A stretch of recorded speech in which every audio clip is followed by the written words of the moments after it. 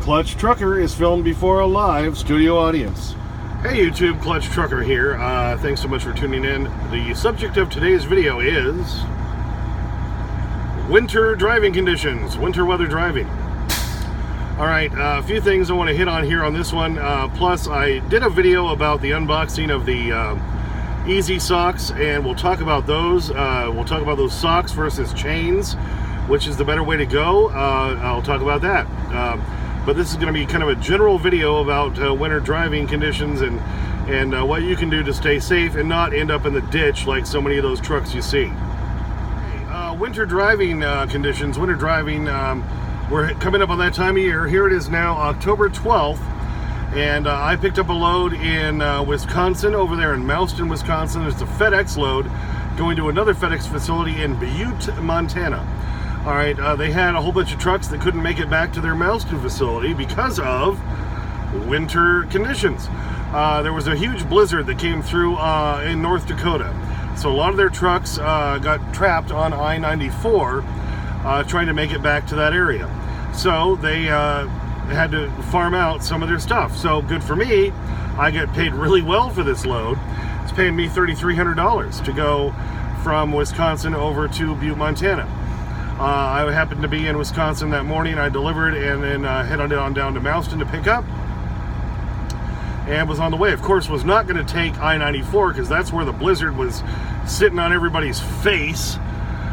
So I took 90 across lower Minnesota and South Dakota. Here I am tonight in Box Elder, South Dakota. This is just east of Rapid City. But I did deal with tons of wind today. 30-mile-an-hour winds the whole time coming across Minnesota and South Dakota. I'm doing good to make 4 miles a gallon. Yikes. And speaking of the wind, I did see 4 trucks flipped over in the median as I got closer to Rapid City. So wind can be just as bad as winter conditions. But we're mainly going to focus on the winter driving conditions of snow and ice. Okay, so we're going to talk about winter driving conditions, or as I like to say, tips and tricks to stay alive and not die this winter, okay? A lot of things you can do and you should do. First of all, if you ever feel like you're not safe while you're driving down the road because you're sliding around a bit, you feel that trailer sliding, it feels just slushy and sluggish to you, and you're just not feeling safe, you're not feeling confident, get the freak off the road. No point in continuing on, okay? Get off the road. If you don't feel safe, get off the road. Find a place to park. Find an off-ramp if you have to. Preferably find a rest area or a truck stop, but get off the road. If you're not feeling safe, drop it down as slow as you can go till you do feel safe driving, and then just get off the road. There's no point in dying over some stupid cargo you've got. Okay, next big tip. This one is mainly for you new guys, for you rookies, for you guys who haven't been doing this too long. I know because when I started out, the companies did this to me too. They intimidate you. They try to make you feel like you got to keep charging through no matter what. You know what? It's not their life, it's your life. So no, you don't feel safe. Like I said earlier, get off the road. And if dispatch is giving you crap about it, and if they're saying you need to keep moving no matter what, you know what? For one, that's illegal. And two, you're working for the wrong company if they're giving you crap like that. It's time to move on. If they're telling you you need to keep going when you don't feel it's safe to drive, then you're working for the wrong company. And like I said, it's illegal for them to tell you to keep driving when you don't feel it's safe. The biggest tip I can give you about winter driving conditions is slow down. Don't keep trying to barrel through. Slow down. You can never go too slow, but you can go too fast once, and then you're in the ditch, or you're in the median, you're flipped over, you've lost the load. Guess what? Now you've lost your job. Now you try to go to another company to get a job, and they say, hey, why'd you leave? Well, I flipped a truck into the ditch. Funny thing, they're probably not going to hire you, all right? You can never go too slow. Just tell them, hey, I'm in bad conditions, I'm running real slow, so I can stay safe. And like I said, to my previous point, if they have a problem with that, you're working for the wrong company. You can never go too slow, but you can go too fast once, and then it's too late. Another big tip is don't let companies or brokers harass you. I'm an owner-operator. All right, so once I've been dispatched through my company, then I'm usually dealing with a broker. A good example is last winter. I made it all the way to Cheyenne, Wyoming, and I-80 was shut down. I had a load, I think it was going to Portland, Oregon, okay? So the shortest way is to take I-80 across Wyoming to Salt Lake City, I-84 up that way into Idaho and across into Oregon.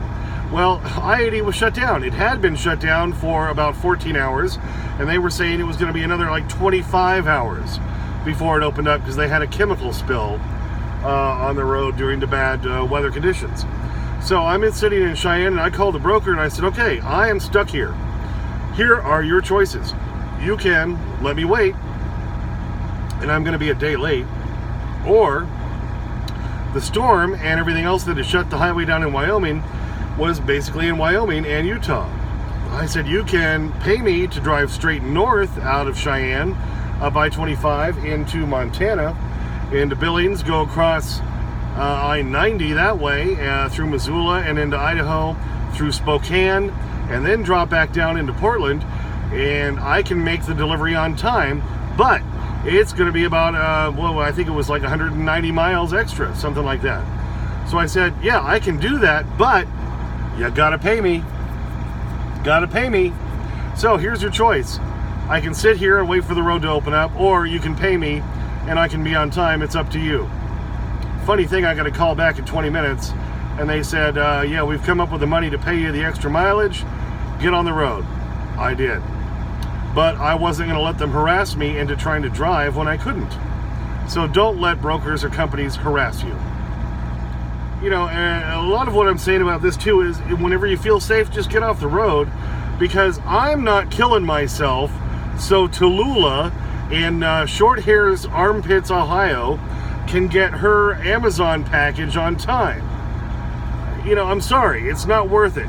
Nothing is worth you dying to get the load there on time.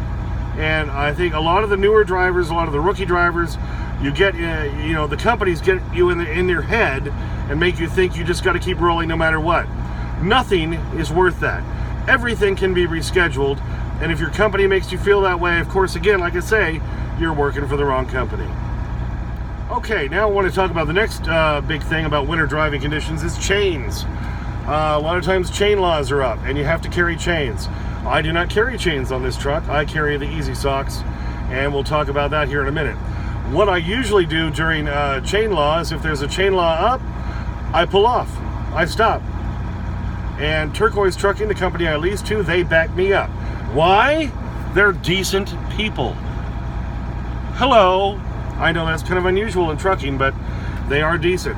They told me before I ever started with them, they said, carry the chains or whatever to be legal, but we really don't want you driving on the roads if there's a chain law because, for one, you're going to be crawling along, and two, it's probably not going to help out the situation. We're probably going to have to reschedule anyway. They're decent people. They get it. So that's why I like working for them. They told me that before I ever started with them. So, most of the time, if a chain law throws up in front of me, I find the nearest place to pull over and I wait it out.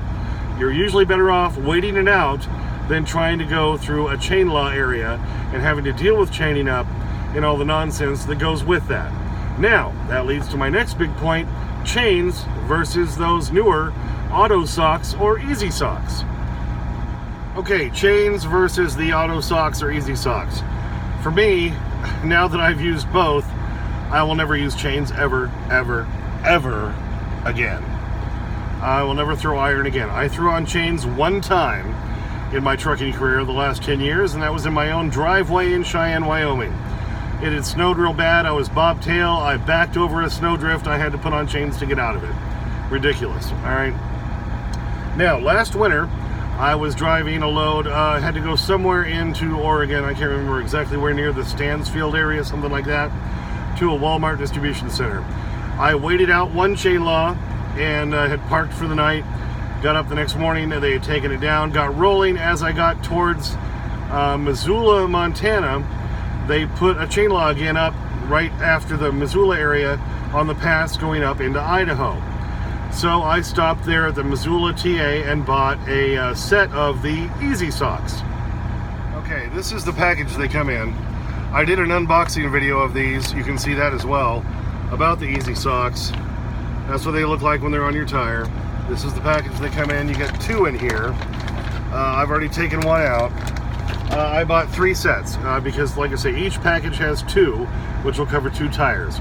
You only put them on your outside drive tires if you're running duals drivers. If you're running super singles, they do make them for super singles as well. And this is what they look like. Just kind of a big material. There's traction on this material. I don't know if you can see as I get it close to the camera. You see that kind of texture in there, the traction on this material. Okay, it really does work. It really does. And you just stretch this around your tire, and on the other side you see you have these little lines that go down to the center hub. The Auto Socks version, this is all material on this side. Easy Socks just has these lines going to the center hub. Both work just as well. Okay, they're the same thing essentially, and I'm a huge fan of the Easy Socks. Okay, so I was going up the pass, bought the Easy Socks. Then as I was going up the pass, they took the chain law down. Well, I didn't have to use them. Now then, just within a week later, I'm driving westbound on I-84 in Oregon, up Cabbage Pass, and as I'm coming up, bang, there goes the sign, chain law in effect. I had to pull over, and I had to use them. So I'd never put them on before. Took me all of 15 minutes to put all 4 drive tire Easy Socks on. You put them around the tire, you roll forward a little bit, you get the rest of them wrapped around there. The elastic holds them in place. That's all you got to do. I didn't even have gloves on. I did it in 15 minutes. You can only drive 20 miles an hour with them, but I was able to make it through the chain area. Got to the bottom of the Cabbage Pass right there in Pendleton. Took me 5 minutes to pull them off. Now, granted, they're wet. I threw them on the floor here in the truck. When I got parked then the next day, the sun was out. I hung them on my grill guard and let them dry out. That's one thing you do have to do with these Easy Socks or Auto Socks. Let them dry out thoroughly before you put them back in their package. My bunk is down. You can see that. I keep them in under the mattress. They're in my upper bunk, and fold that back up out of the way. They're light. They're easy to store. They're easy to carry. I will never throw iron again. I'm a huge fan of the Easy Socks or Auto Socks. Either one, that's the way to go. Like I say, you can only drive about 20 miles an hour with them. You cannot drive on bare pavement with them. Only on ice and snow. If you drive on bare pavement, you're going to tear them up. They cost about the same as a set of chains. Okay, but if you had to have the chains, well, the cost doesn't matter. Wipes itself out, right? So I'm a huge fan of the socks versus the chains. That's the way to go. For the 1 or 2 times maybe per winter you're gonna have to use them when you weren't able to just stop and wait out a chain law, have these. They're so much easier to use and they work. Okay, so I hope that gave you some great tips on winter driving. Let's try to stay alive out here, guys. I know every winter I count way too many trucks in the ditch, and you know, as well as I do, they're usually CRST, Swift, England, all the companies that hire the rookies and then badger those poor guys and make them feel like they need to keep going no matter what. Those of us who have been out here a while, have a few brains in our head and have some experience, know it's not worth it, and it's just better off to shut her down. All right, hope that helps out. As always, thanks for watching. Please subscribe, hit the like, comment please, ring the bell, sniff that magic YouTube fairy dust. As always, clutch out.